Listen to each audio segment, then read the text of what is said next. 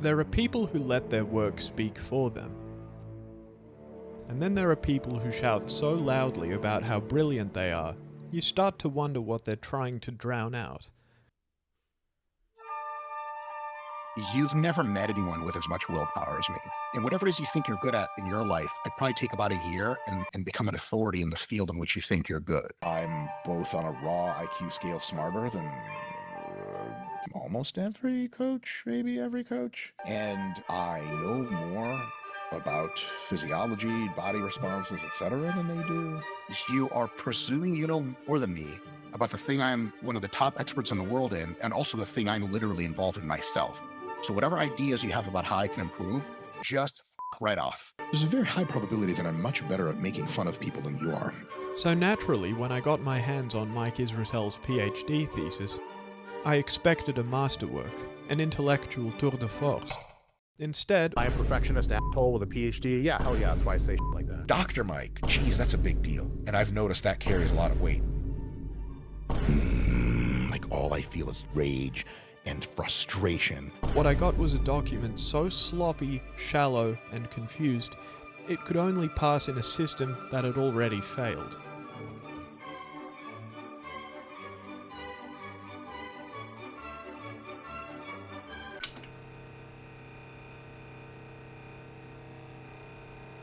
Other JD students at Melbourne Law School use their database access to read case law. I used mine to download Mike Israetel's PhD thesis, which I read in its entirety. For those unfamiliar, Mike Israetel is a prominent figure in the fitness world. He's a competitive bodybuilder, a highly successful YouTuber, and the creator of the popular Exercise Scientist Critique series.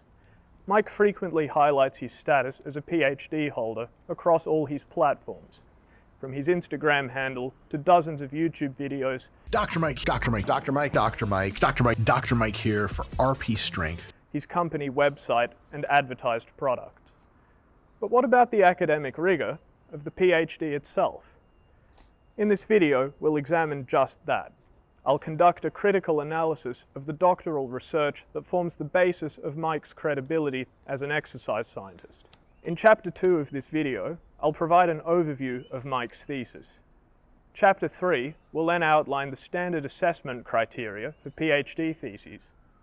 Building on this, Chapter 4 presents my core argument that by these standard academic criteria, Mike's PhD thesis would likely fail or at the very least be sent back for major revisions at any high-ranking university. Chapter 5 outlines why this finding matters, and I conclude in Chapter 6 by tying the threads together. I'll show how Mike's PhD thesis, far from bolstering his credibility, actually destroys it.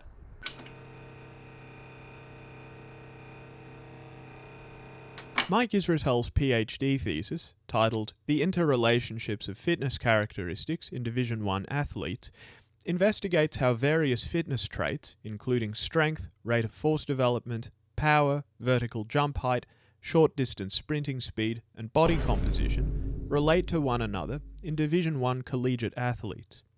The overarching aim is to explore the extent to which athletic performance can be understood as the summation of these interrelated physical attributes. 80 NCAA Division I athletes from 4 sports, baseball, women's volleyball, men's soccer, and women's soccer, participated in a longitudinal athlete monitoring program at East Tennessee State University. They underwent assessments of maximal strength, rate of force development, power output, vertical jump height, short distance sprinting speed, and body composition. Statistical analyses examined correlations among these measures, as well as differences between high and low performing subgroups. The results demonstrated that 1. Strength strongly correlates with muscularity. 2. Athletes with higher relative force and power output demonstrate superior jumping and sprinting ability. And 3. Leaner athletes outperform less lean athletes in nearly all metrics, especially relative strength, power, vertical jumping, and sprinting. Perhaps unsurprisingly, these results largely aligned with conventional sports science assumptions that leaner, stronger, and more muscular athletes tend to perform better in key physical domains. In his conclusion, Mike summarizes his findings, which basically just reinforce existing wisdom about athletic performance. Mike suggests how future research could explore how fitness priorities might vary across skill levels, but offers little in the way of specific methodological approaches or clearly defined unanswered questions.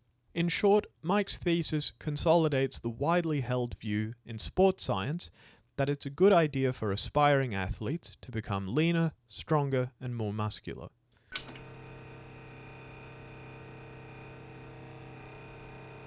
Before we critically examine Mike's thesis, we need objective criteria to assess it by. Although the core expectations and assessment criteria for a PhD thesis are remarkably consistent globally, my alma mater Melbourne University can serve as a guide. To be awarded a pass, a doctoral thesis must A. Demonstrate authority in the candidate's field and show evidence of command of knowledge in relevant fields. So you have to inspire trust in the reader. The reader should get the impression that you're a reliable investigator in the field. You're an equal among peers who have also advanced it. B. Demonstrate a thorough grasp of the methodological techniques appropriate to the research question and an awareness of their limitations. So it's not enough just to choose a methodology. You have to persuade the reader that you chose it for a good reason. C. Make a contribution to knowledge that rests on originality of approach and/or interpretation of the findings, and in some cases, the discovery of new facts. So you have to offer a genuinely new contribution that meaningfully advances your field. You can't just replicate or tweak past work. D. Demonstrate the candidate's ability to communicate research findings effectively. So you can't bury your findings in jargon or submit something that reads like an unedited draft. Your thesis has to be clearly written, professionally presented, and free from basic mistakes, whether in language, formatting, or data handling. E. Demonstrate an understanding of and commitment to research ethics and integrity. So all that really just means is that you have to conduct your research responsibly. And that means, just being transparent, getting explicit consent from any participants, etc. And F, be a careful, rigorous, and sustained piece of work, demonstrating that a research apprenticeship is complete and the holder may be admitted to the community of scholars in the discipline. So you can't just stitch together a few chapters and call it a thesis. The whole thing needs to be coherent, meticulously edited, internally consistent, and attentive to detail, which includes, of course, how your data are presented, interpreted, and integrated across chapters.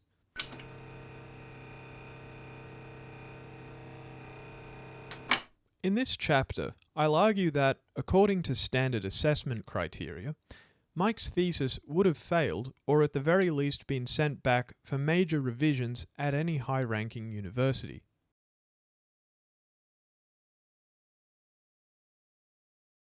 Mike's thesis falls short of fulfilling one of the most fundamental requirements for doctoral research, a significant contribution of original knowledge.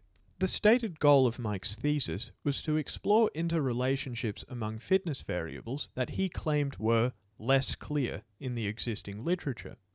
However, the core findings, that stronger athletes are more muscular and powerful, that more powerful athletes jump higher and sprint faster, and that leaner athletes perform better in these tasks, are not only unsurprising, but also extensively documented in prior research, even by 2013.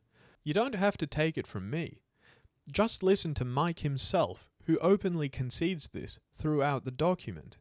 For instance, in Chapter 3, Mike explicitly notes that the finding that stronger athletes produce higher rates of force development has been previously well supported in the literature, and that the finding of higher power generating abilities being associated with stronger athletes is well supported by previous data. On the following page, he acknowledges that stronger athletes, especially relative to their body mass, tend to jump higher and sprint faster, and that his findings merely show trends in this direction. He repeats this theme in Chapter 4, when he affirms that his results concord with much of the other research on the relationships between power, body composition, and athletic performance. By Chapter 5, the pattern is unmistakable. The abstract reiterates that athletes with higher lean body mass and lower body fat are stronger, more powerful, and faster, reinforcing the importance of body composition, a point that has been reinforced in many previous publications. Pages 97 through 98 continue this line, noting that the observed correlations concord well with existing literature. In the final summary, Mike concludes that relative strength is a better predictor of performance than absolute strength, based both on the findings of previous literature and this investigation. Nearly every major result is explicitly framed as a confirmation of prior research, rather than a departure from it. To be clear, replication is a valuable part of scientific practice. Confirmatory studies can reinforce confidence in previous findings, especially when using diverse populations or refined measurement tools. But a PhD thesis isn't just a scientific study. It's a scholarly work held to a higher standard. It's supposed to demonstrate that the candidate can contribute new knowledge to his or her field, not just affirm what's already well accepted. By that criterion, Mike's dissertation doesn't qualify. Mike's thesis proposes no new theories, investigates no novel mechanisms nor methods, and makes no methodological innovations. It's a largely descriptive work that fails to advance the conceptual boundaries of sports science in any meaningful way.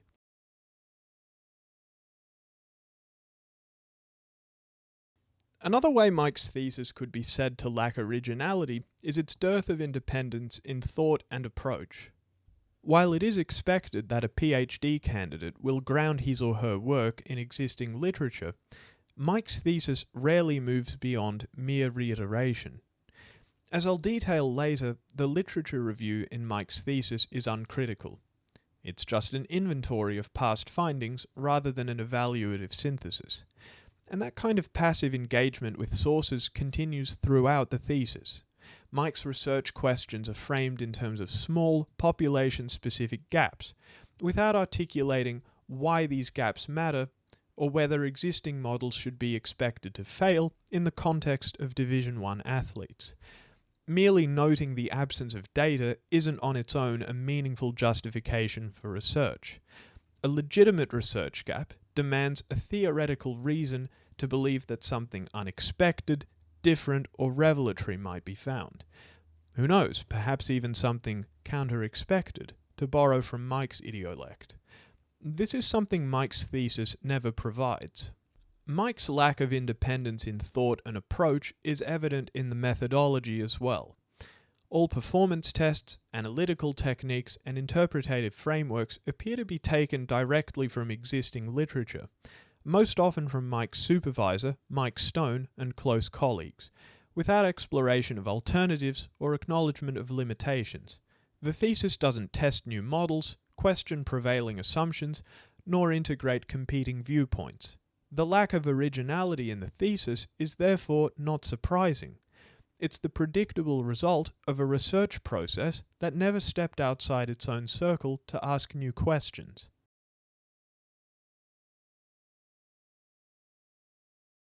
A doctoral thesis isn't evaluated just on the originality or significance of its content, but also the clarity and accuracy with which that content is presented. Mike Israetel's thesis fails comprehensively on this front. Across the thesis, Mike presents impossible and contradictory data, inflates simple points with jargon, and allows hundreds of basic grammatical, typographical, and formatting errors to remain uncorrected. The following sections unpack these issues in detail, and by the end, you'll see that it's impossible to view Mike's work as anything but fundamentally compromised.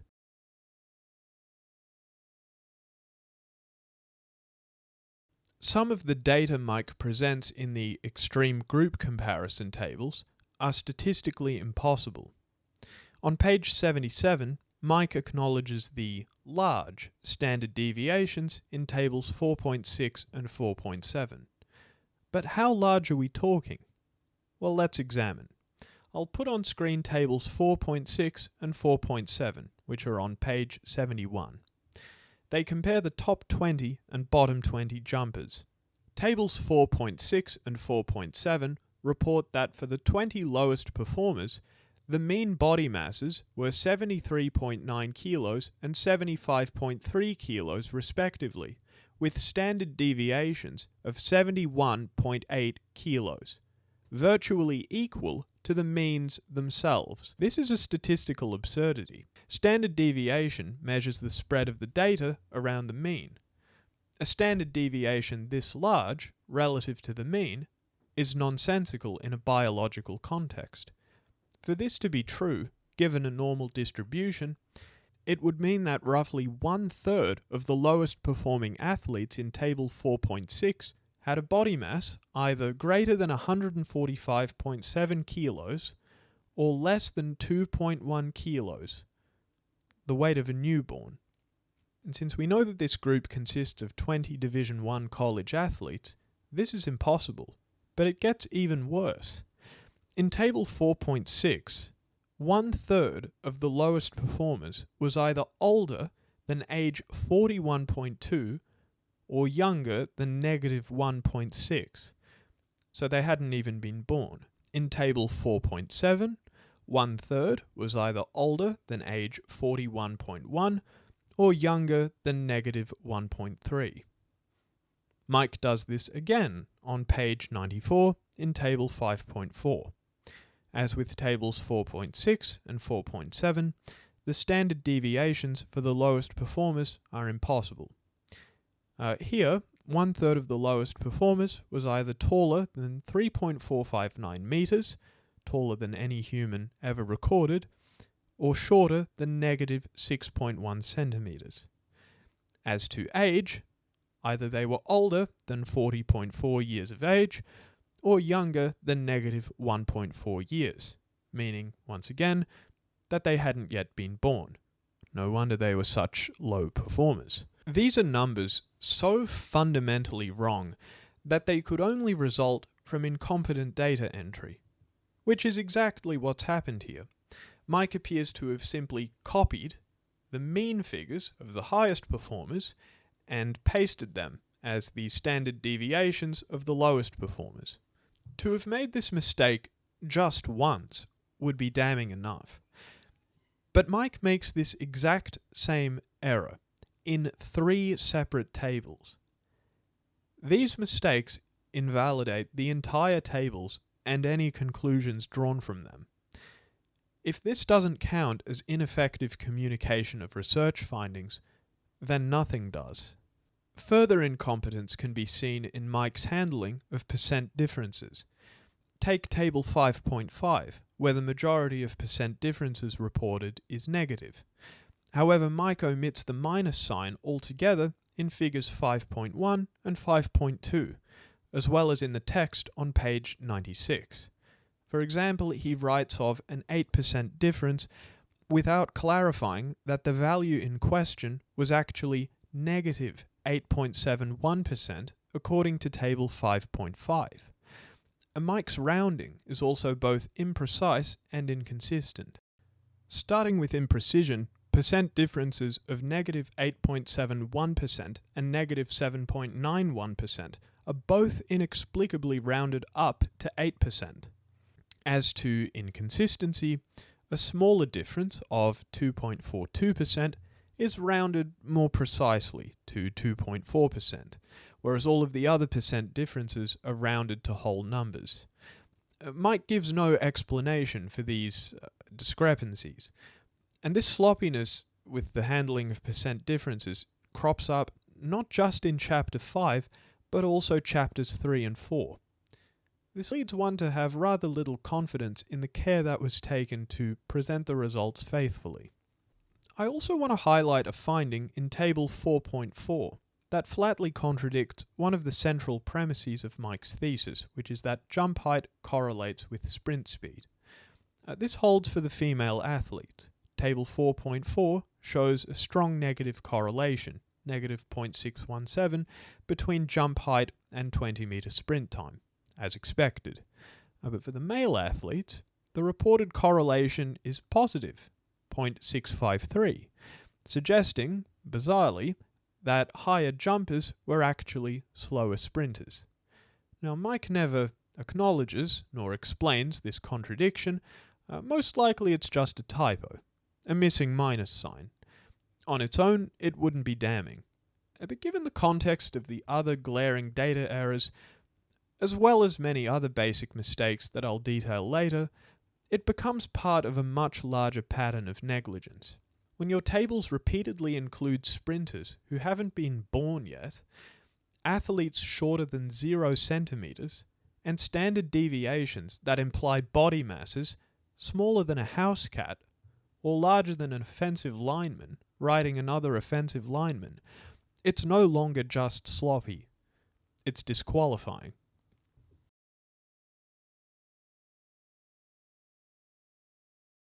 Throughout Mike's thesis, simple ideas are inflated with verbose, pseudo-technical language. This habit appears as early as the first page of the introductory chapter. Let's look at this equation. Skill 1 plus skill 2 plus skill 3 plus ellipsis plus skill n equals athletic performance magnitude. Mike asserts that skills sum to generate athletic performance. But why do they sum and not multiply or interact in complex ways? Mike doesn't say. My ideal day, I would go down into my basement office and do deep work, equations, systematizing things. This equation is presented twice in the thesis without any justification. And worse, this is just a convoluted way of saying what Mike later admits on page 103. Sport performance depends on the athlete's ability to execute a combination of skills. Why not just state that from the outset in clear language? The same can also be said of the other equation, fitness characteristics component plus technique components plus psychological component equals total skill magnitude, though there are bigger problems with this equation that I'll get into later. For now, let me draw your attention to how on page 33, Mike labels fitness characteristics, technique, and psychology as theoretical variables. Mike attempts to justify this by stating, these variables are theoretical because pure measurement of almost all of them is impossible, short of a few fitness characteristics such as body mass and percent fat. But this is irrelevant to Mike's thesis. Had Mike just removed the word theoretical, which adds nothing anyway, he would have spared the reader this pointless philosophical digression. Mike's tendency to overcomplicate sometimes backfires. Consider page 14, where Mike defines fitness characteristics as theoretical constructs that obviate the input of any sport-specific technique or psychological variables.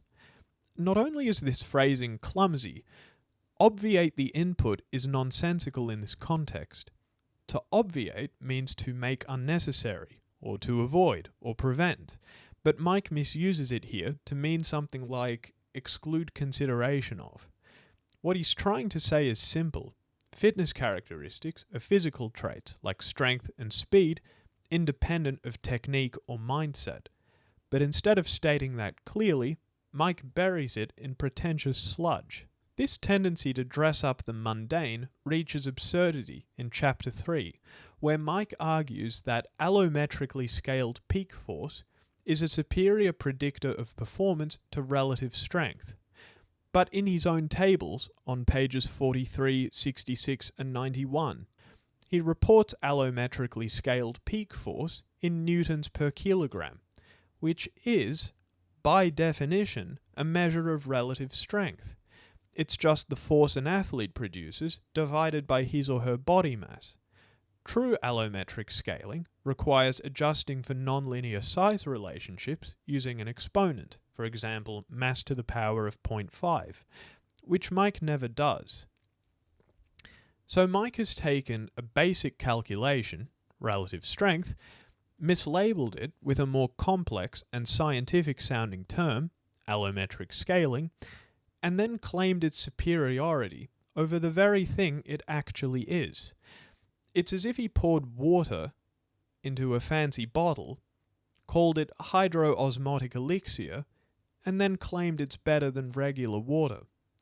But in trying to sound more sophisticated, Mike inadvertently reveals a lack of understanding, both of the concepts involved and how to convey them clearly. Say only what needs to be said, because wordiness can impede the ready grasp of ideas. So advises page 67 of the APA 6 publication manual, a resource Mike clearly should have followed much more closely, as the next section will make all too evident.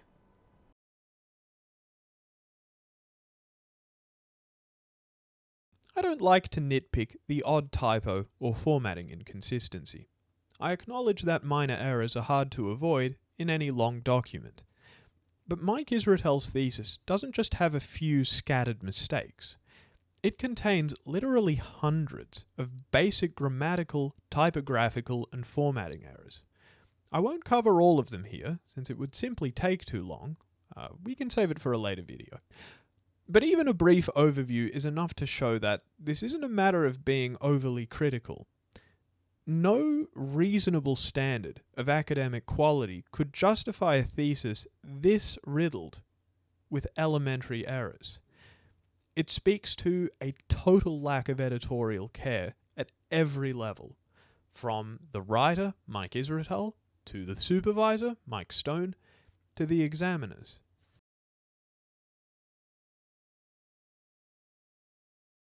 One of the sloppiest features of Mike's thesis is the rampant copy-pasting of entire sections across chapters, with identical errors left untouched. The methods section in chapters 4 and 5 are near verbatim clones of those in chapter 3, reproducing the exact same typos, the exact same formatting mistakes, and the exact same structural oversights, of which there are many, which is strong evidence that large portions of the thesis were duplicated wholesale without even a cursory proofread. For instance, all 3 chapters contain the same numbering error. 2 consecutive items in a numbered list are labelled 4, an error that appears on pages 40, 62, and 87. Typos like mid-thing pull instead of mid-thigh pull show up first on page 44 and reappear on page 68. The phrase test rest reliability, rather than test retest, appears on 3 different pages. Clunky, ungrammatical phrasing, such as shown determinative instead of shown to be determinative, is copied across pages 42 and 65. Even complex citation strings with missing punctuation, inconsistent spacing, and misformatted elements recur word for word in multiple locations. On pages 61 and 86, Mike writes, a large group of athletes was tested in strength, RFD, strength, power, short distance sprinting, and body composition measurements. The word strength is included twice in the same list. This reads more like kenoparody than kinesiology. Ever since I was 6 years old, I wanted to crack the code to building a body that was powerful, strong, and powerful. That such obvious mistakes made it into the final version not just once, but twice or even thrice, suggests that no one, not the author, not his supervisor, and not the examiners, was paying much attention. Mike doesn't just copy-paste across chapters, he even does it within them. On page 74, the exact same passage appears twice in a row, verbatim. This pattern of duplication and error isn't just a sign of laziness. It raises serious doubts about whether much of the thesis was meaningfully reviewed at all.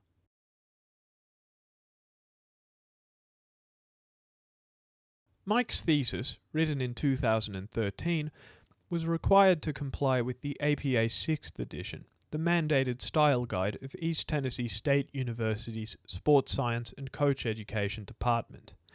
The thesis repeatedly fails to follow even the most basic rules of APA 6 citation and formatting. In-text citations are riddled with errors. Author groups are separated by commas instead of semicolons. Ampersands are replaced with and. Commas and periods are frequently misplaced or omitted. Punctuation appears before citations instead of after them. And bizarre constructions appear with inexplicable doubling up of brackets and periods. The problems don't end with citations in the body text. The reference lists themselves are an untamed mess.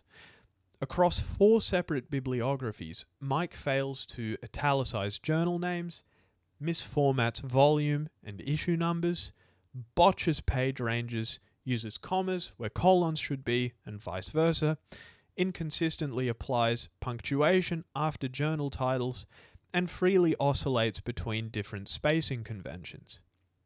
One reference alone, Cormier et al. 2010C, manages to misspell science as sense, list a physically impossible page range, implying that the article ends before it begins, it omits necessary spacing after punctuation, and it inserts a comma before the final period for good measure.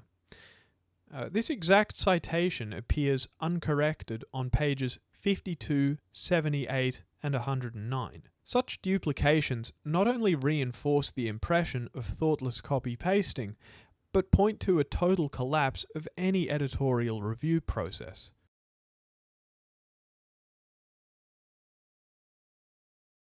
Basic spelling errors are everywhere.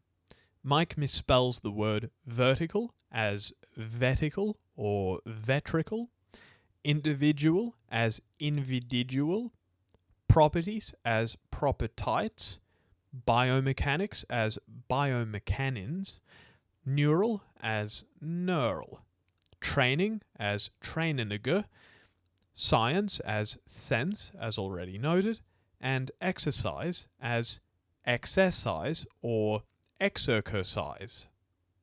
Even worse are the misspelled names of cited researchers.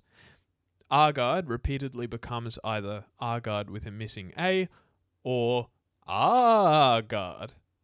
Claessens turns into Claessenseat, and Haldeman is rendered without its final N. The journal title, European Journal of Applied Physiology, is mangled more than once, notably as European Journal Applied of Physiology. Perhaps the most common mechanical failure in the thesis is Mike's inability or refusal to press the spacebar. Missing spaces between words and after punctuation are so frequent, it's as if the spacebar was rationed. They're everywhere, and by the time you encounter the 100th instance, you're no longer wondering how they slipped through.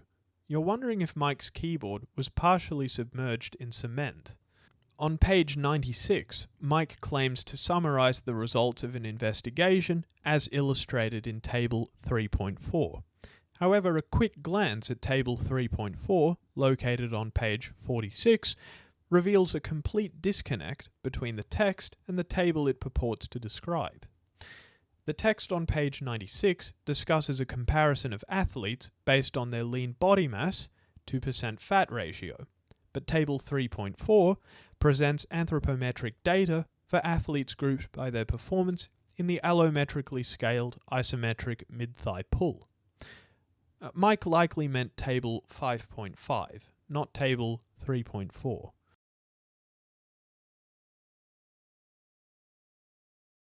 Grammatical errors are everywhere. One of the most persistent problems is subject-verb agreement. The plural noun, data, is repeatedly paired with singular verbs. Data was extracted. Data was assessed. The data was statistically analysed, though he does occasionally get it right elsewhere.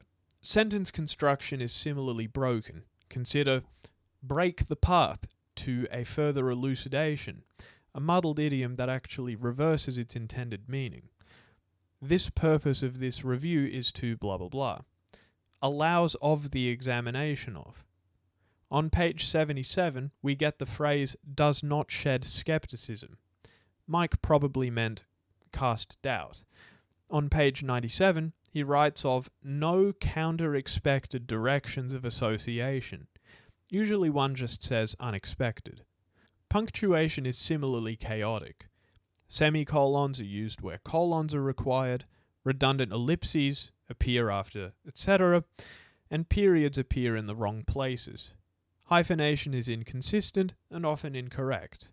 Terms like outperform with a hyphen, well-trained with no hyphen, and p-value with no hyphen violate both standard and APA-specific conventions.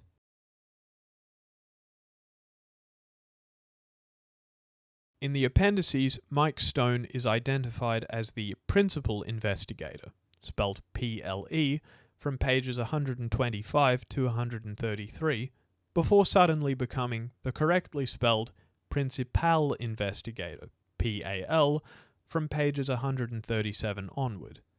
And on the very last page, Mike's own CV, the formatting of his listed publications contains APA errors. In the acknowledgements, Mike Stone is thanked for the best scientific mentor he's ever had. Mike likely meant for being the best scientific mentor he's ever had. On the next line, Mike writes Mizuguchi for as one word. Mike then thanks his friends for tolerating his attitude on his so-called low-carb dissertation writing days. Judging by both the content of the dissertation as well as his physique at the time it was written, one might reasonably infer that such days were few and far between. The cumulative effect of all of these mistakes, copy-pasted sections, corrupted data, inconsistent citations, mangled references, typos, grammatical errors and formatting violations, this really goes beyond acceptable oversight.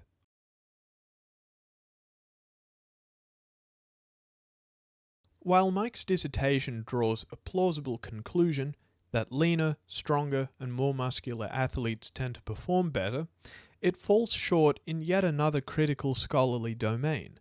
It doesn't demonstrate that the methods used are appropriate, nor does it exhibit a clear understanding of their principles, strengths, and limitations. Nowhere is this clearer than in the treatment of the extreme group comparisons, which are used repeatedly throughout chapters 3, 4, and 5.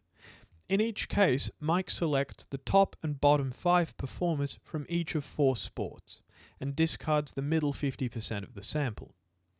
This is a bold analytical decision, particularly in a dataset of only 80 athletes. Yet the only explanation offered is that this was done, and I quote, to allow elucidation of relationships between fitness characteristics that illustrated meaningful differences by obviating the majority of athletes that performed close to the mean.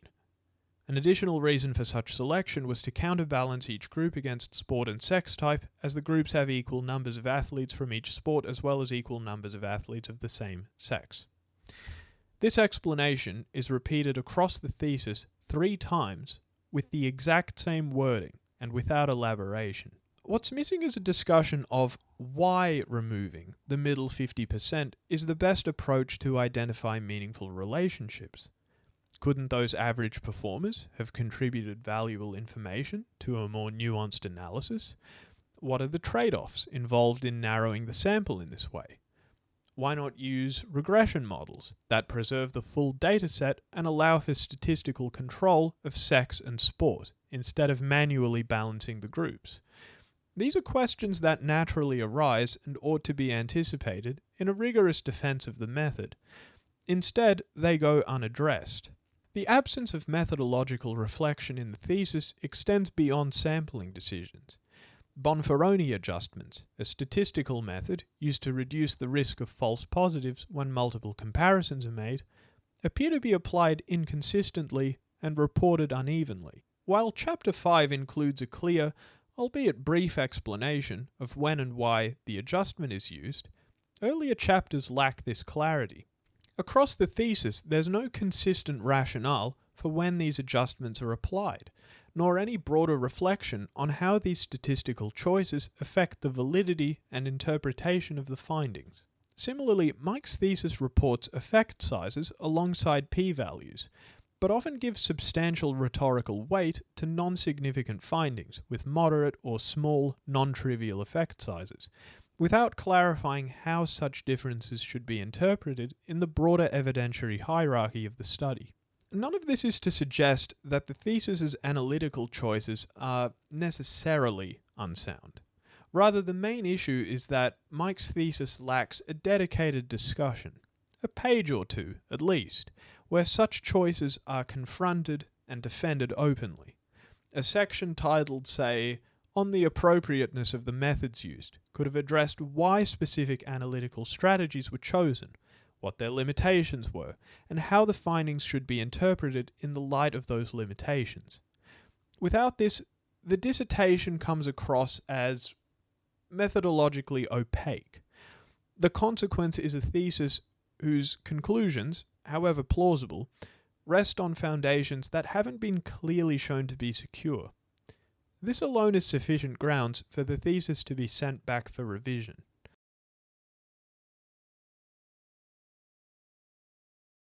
A doctoral thesis has to demonstrate deep, critical engagement with a complex body of knowledge.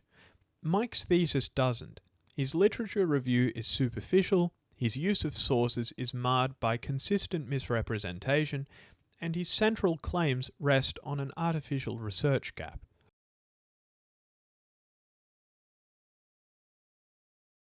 Mike's literature review in Chapter 2 is superficial. Chapter 2 reads as a descriptive summary of findings from various studies, rather than a critical synthesis. For example, when discussing anthropometry, he simply lists which body types succeed in various sports, without examining the methodologies of the cited studies, addressing conflicting findings, nor offering a nuanced interpretation. And this pattern persists across all topics, be it body composition, strength and power, or vertical jump height, where the discussion never goes beyond, well, this study found such and such, with no deeper analysis. At the end of his literature review, Mike notes that few studies have examined multiple variables' impact on sport performance. This line hints at the start of a substantive analysis, but it never materializes. Mike neither identifies such studies nor critiques their limitations, nor does he explain how his own thesis will address them. The assertion is left undeveloped, which is disappointing, because without any supporting evidence, the reader is left with no confidence in Mike's claims about the existence of a research gap. Overall, Mike's literature review functions as a perfunctory survey, rather than a springboard for his research.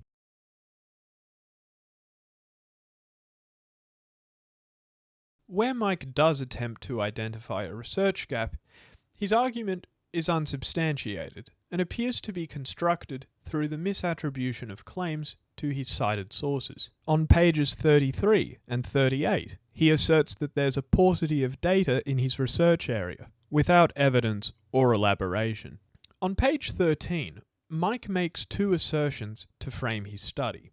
First, that the research on technique and fitness characteristics variables is much less unified than research on psychological variables. And second, that there is very little information on the fitness characteristic differences between athletes of differing capability. For both claims, he cites two sources, Bomper and Half 2010, and a book chapter by his supervisor Mike Stone and Margaret Stone, Stone and Stone 2010. As soon as I saw that Mike used the exact same citations for each of these consecutive claims, alarm bells rang. It seemed unlikely that both statements could be supported by the same two references, and I had to double check. I'm glad I did, because an examination of these sources reveals that they don't support Mike's assertions. Starting with Bomper and Half 2010, Periodization, Theory and Methodology of Training, as the title would suggest, it's a book about the long-term cyclical structure of training. It doesn't contain any statement or analysis comparing the relative unity of research across the psychological, technical, and fitness characteristics of athletes.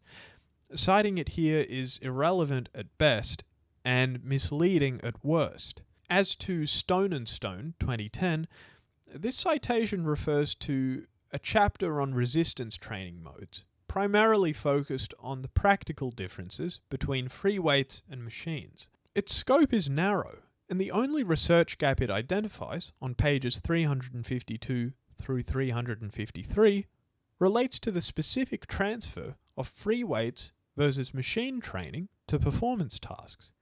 It makes no broad pronouncements about the state of the literature on fitness characteristics versus psychology. Mike has therefore attributed his thesis's foundational premise to sources that don't support it. And this isn't an isolated lapse. In fact, Mike repeatedly misrepresents the sources he cites. Let's take the very first passage of the thesis. Individual sport performance in any skill and the differences in performance between individual athletes is generated by a combination of three theoretical constructs: sport psychology, technique, and fitness characteristics. Bomper and Haff, 2010, and then he's got that equation. Besides the grammatical error, is generated should be are generated, and the two awkwardly stacked colons, the citation is inaccurate.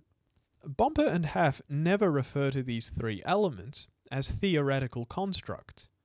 They describe them as factors, aspects, or abilities. Nor do they define skill as the sum of these components, nor present anything resembling Mike's pseudo-mathematical model, which, once again, is never justified later in the thesis. It's simply asserted and left unexamined.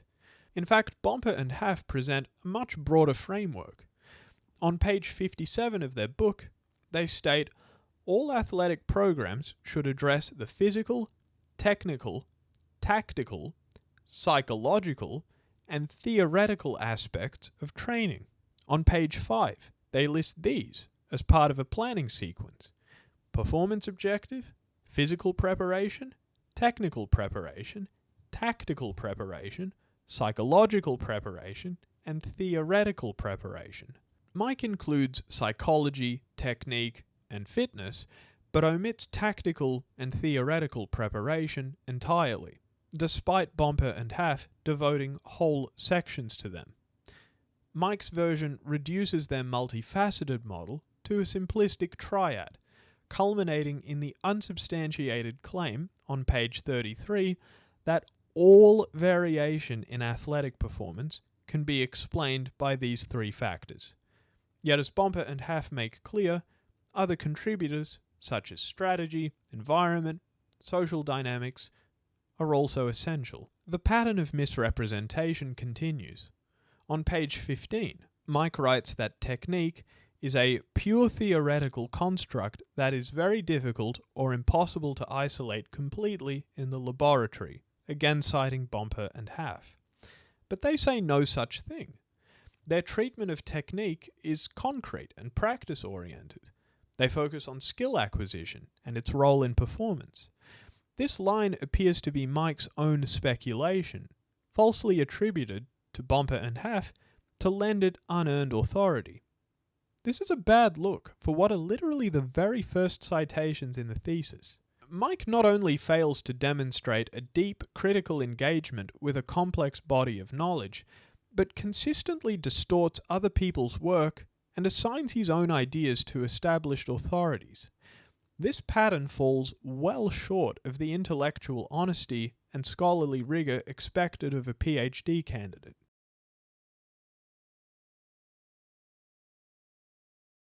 Mike's thesis fails to meet the threshold of care, rigor, originality, and cohesion.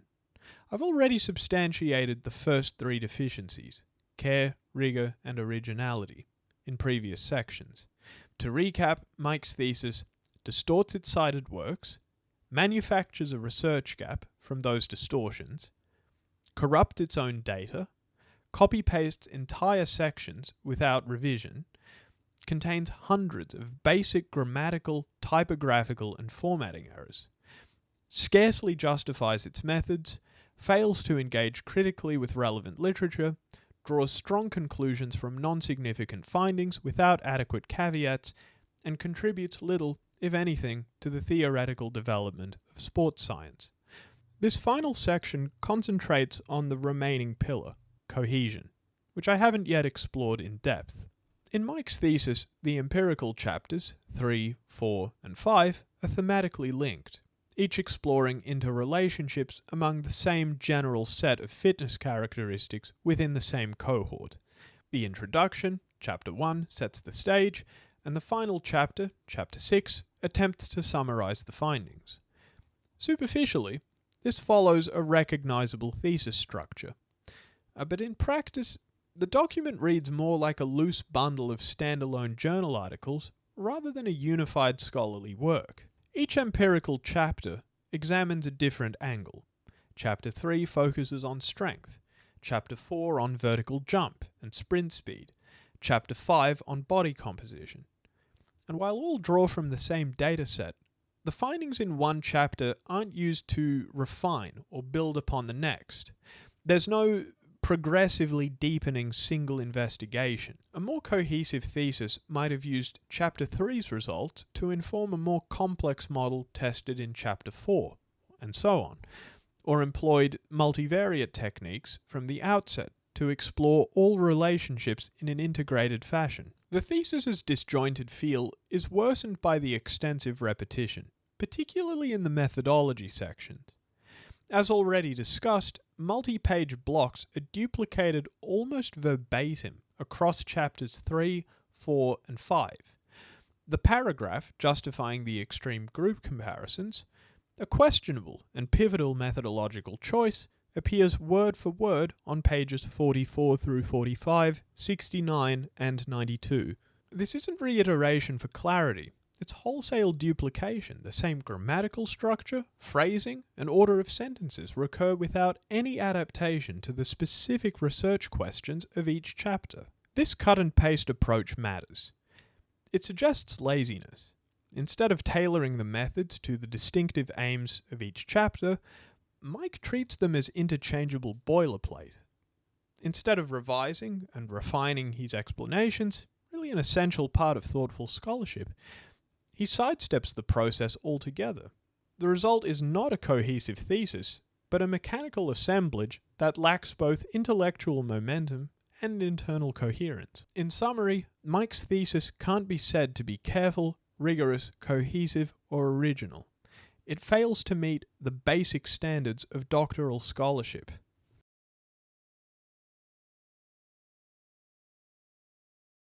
There's a scene in The Theory of Everything, the Stephen Hawking biopic, where Stephen is being examined for his PhD.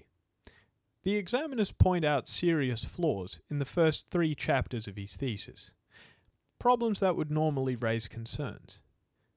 But then they get to chapter 4, and it's so bold, so elegant, and so breathtakingly original that the examiners basically drop their red pens and go, well, this changes everything. And just like that, Stephen earns his PhD. That can happen. If a thesis is groundbreaking enough, you can certainly overlook some mistakes. But that's precisely the problem here. Mike's thesis never delivers that moment. There's no chapter 4 revelation. There's no towering insight that redeems what came before. Instead, we're left with pages of weak argumentation, muddled prose, copy-pasted content, basic errors, incompetent data entry, false citations, and conclusions so banal they might as well be common knowledge, that stronger athletes are more powerful and leaner athletes jump higher. If you're going to ask an examiner to look past a mountain of technical and stylistic flaws, then the work needs to repay that generosity with substance. Mike's thesis doesn't. It wants the Stephen Hawking exception, but collapses the moment you ask whether it says anything new. When judged against the formal criteria, the verdict is inescapable. Mike's engagement with the literature is superficial and uncritical. This is to say nothing of how in several instances he misrepresents the literature he cites and uses those misrepresentations to manufacture a research gap. Mike fails to demonstrate a proper understanding of the principles, strengths, and limitations of his chosen methods. And most critically, Mike neither generates original knowledge nor makes a significant contribution to his field. At best, he just replicates already well-known findings. Mike fails to show independence of thought or approach. His work is derivative, and between the incompetent data entry, the rampant copy-pasting, the convoluted writing, and the hundreds of basic grammatical, typographical, and formatting mistakes, Mike's thesis can't be said to have communicated its findings effectively. And while I can't say that Mike's research contains glaring ethical oversights, besides the careless and consistent distortions of cited works, his dissertation ultimately fails to constitute a careful, rigorous, and cohesive piece of original research. Together, these are grounds for outright failure.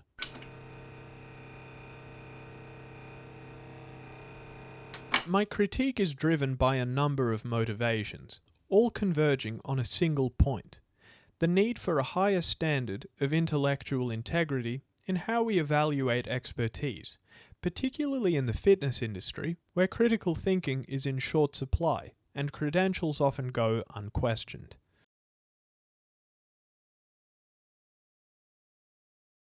The problem is bigger than Mike. Mike's thesis didn't pass in a vacuum. It passed in an entire academic ecosystem that allowed it to. Fields with serious intellectual standards, like mathematics or classical studies, simply wouldn't let this level of work through. Yet in sports science, Mike's dissertation was deemed sufficient. This raises urgent questions. Is sports science a serious discipline, or just a diploma mill? Are the checks and balances of academia, supervision, peer review, intellectual critique, even functioning in this field? If Mike's dissertation is representative, then the answer is no.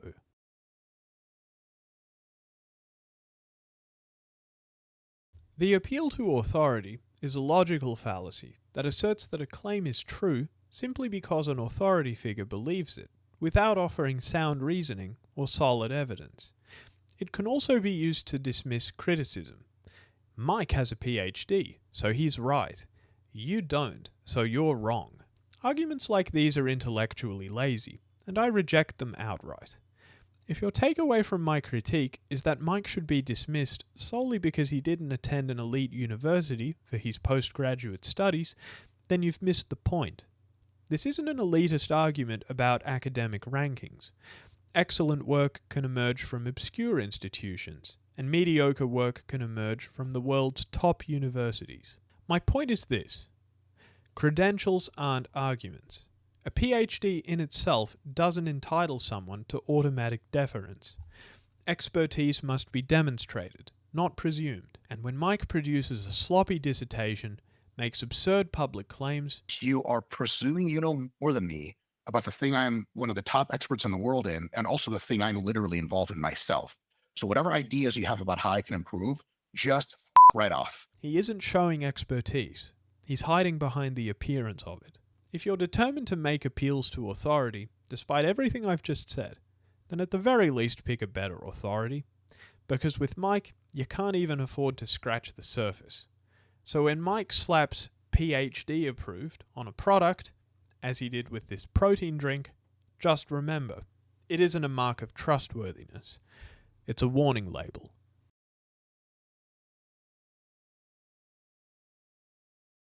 I know I've just said that we should judge claims on their merits, not on who's making them.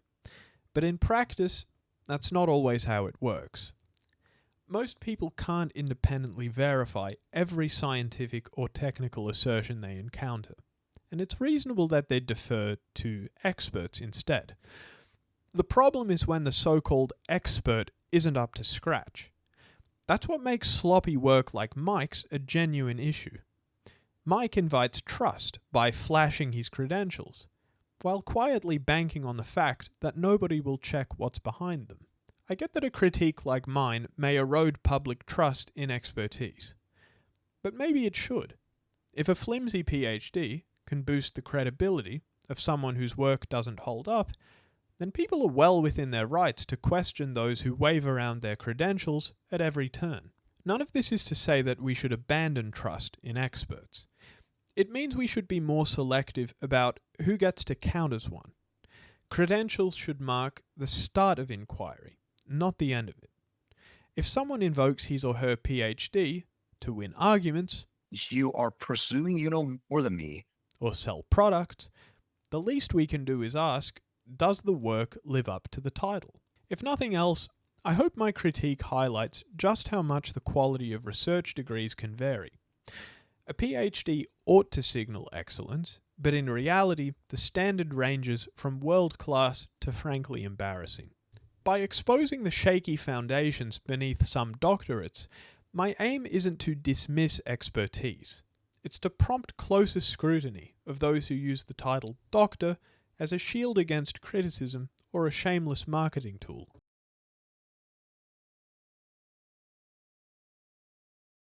Let's talk about what Mike's thesis reveals. A blueprint for how to look like an authority without being one. The playbook is simple.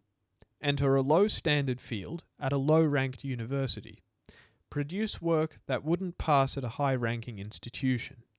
Then brand yourself as doctor and leverage your title at every opportunity for professional gain. Because whether your doctorate is from MIT in quantum mechanics or East Tennessee State University in sport physiology, the title doctor is conferred all the same. Dr. Mike, geez, that's a big deal. And I've noticed that carries a lot of weight. So for me, only by signaling, if only by signaling, my PhD was a really good idea. What about Dr. Samsulek? Oh, so that so then the doctor is like, there's like a big deal there that does something. But this playbook has a fatal flaw. In the digital age, a dissertation is a public, permanent, and searchable record. So if you write one as sloppy as Mike's, then you'll spend your whole career hoping it's never exposed for what it is. For peace of mind, it's better to write work you can be genuinely proud of. Work that's able to withstand scrutiny. Because who knows? One day, it may have to.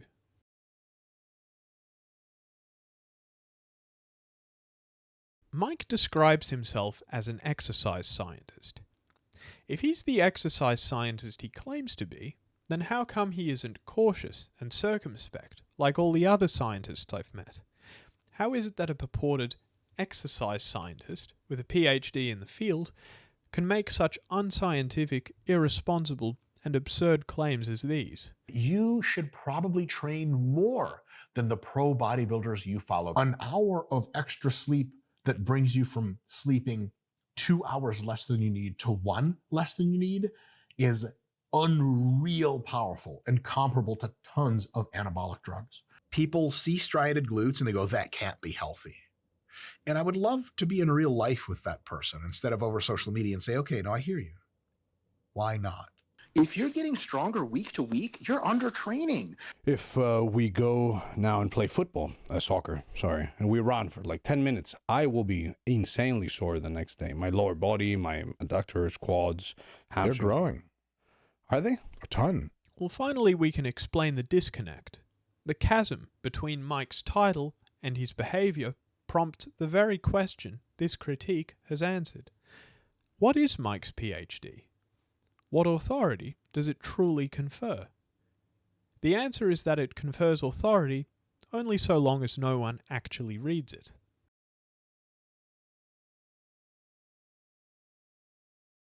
Last, this analysis belongs to a larger project of understanding Mike Israetel's delusions of grandeur. Mike Israetel speaks as if he's a towering intellect in the fitness space. I'm both on a raw IQ scale smarter than almost every coach, maybe every coach. And I know more about physiology, body responses, etc. than they do. You've never met anyone with as much willpower as me. And whatever it is you think you're good at in your life, I'd probably take about a year and become an authority in the field in which you think you're good. And also in every category of human behavior, I'm tougher than you. I can train closer to failure than you. I can do it for longer. I have more willpower than you. I'm funnier than you. I'm smarter than you. And I'm better at being a than you. So if you talk to me about anything with resistance training and hypertrophy, Yes, I consider myself to be one of the world's preeminent experts on all of that, especially in its application and interaction with science. I make no excuses for that. I will debate anyone in the world about that. That's easy. I haven't met a whole lot of people in the bodybuilding industry with whose raw intellect I was blown away. You are presuming you know more than me about the thing I'm one of the top experts in the world in, and also the thing I'm literally involved in myself. So whatever ideas you have about how I can improve, just right off. Because I've taken enough IQ tests, and you can only write so many books and be on so many podcasts until people are like, you're pretty smart. I've taken the Ravens Advanced Progressive Matrices test, and I pegged at scale high. So you get every single question right. And so my IQ is above 160. We don't know how high because they don't do standardized IQ tests above that. You do that enough times, enough PhD programs, enough book, enough teaching awards, enough authorships, enough all the stuff, enough millions and app designs and all the stuff, and dealing with otherwise really smart people, and they walk away being like, that guy's real smart. I'm bigger and stronger than Mike Mentzer. That's it. Yeah. So all of a sudden, that changes the game. I'm more educated than Mike Mentzer. I know more things than Mike Mentzer. I have very elite genetics, not swagger. It's just stating a fact. There's a very high probability that I'm much better at making fun of people than you are. As a matter of fact, I can sit face to face with you and slam dunk on your entire life. It'd just be real bad news. Things I wouldn't even feel comfortable saying that are just true about you. Because the amount of just backslapping intellectual just overkill I can push onto them, they just have no idea how far afield they are of their abilities. I'll just settle for being a, jiu-jitsu killer, famous millionaire. Am I a perfectionist asshole with a PhD? Yeah, hell yeah. That's why I say like that. People are like, it's like, what do girls like in a guy? And a ton of girls, as well as a ton of older people, would say intelligence. That's the biggest lie I've ever been told in my life. What? Nobody out here likes intelligence. What, are you kidding me? Like, if girls liked intelligence, I'd be swimming in that shit from day one. I've never met a single girl who I was convinced was actually attracted to intelligence. The irony is that the very thing which, in Mike's own mind, confirms his superiority, his PhD, actually reveals the opposite when examined closely. Mike hasn't demonstrated mastery even in his own domain, let alone anyone else's.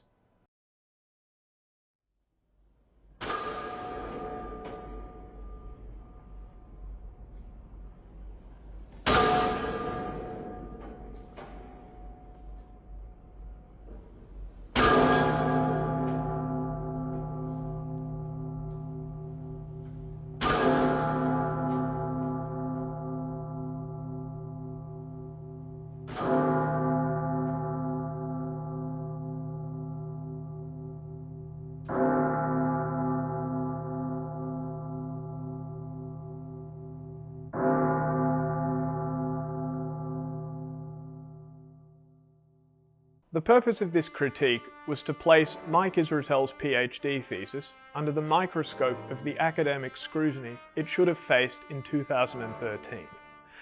My conclusion is undeniable. Mike Israetel's PhD thesis is a failure. It's a work built on a non-existent research gap, lazily pursued with a poorly justified methodology, and culminating in findings that aren't just unremarkable, but are, by Mike's own admission, unoriginal. These core intellectual failings are amplified by a staggering lack of scholarly diligence. Mike's PhD thesis is a morass of conceptual confusion, stylistic pretension, distortions of cited works, and basic errors. It's less a work of scholarship and more an exercise in academic masquerade. A PhD thesis is supposed to signify the creation of new knowledge. It's a testament to an individual's ability to think critically, originally, and rigorously. Mike Israetel's PhD thesis doesn't celebrate these values. It betrays them. It's a work that leverages the language of science to say nothing new, and its successful submission represents a systemic failure of academic quality control. Ultimately, Mike's PhD thesis is the key to understanding the disconnect between the persona and the reality. Mike Israetel presents himself as a formidable intellect, a top expert whose authority is secured by the highest academic qualification. And yet, the primary evidence for that authority, the dissertation itself crumbles under the slightest pressure, revealing not the masterful work of a scholar, but the careless and derivative output of a candidate who didn't put in the necessary effort. This isn't an appeal to a higher standard. It's an appeal to the minimum standard. The fitness community, and anyone who values intellectual honesty, deserve better than this. Hey, Solomon Nelson, we're training at 3 o'clock today, and you said, oh my gosh, we're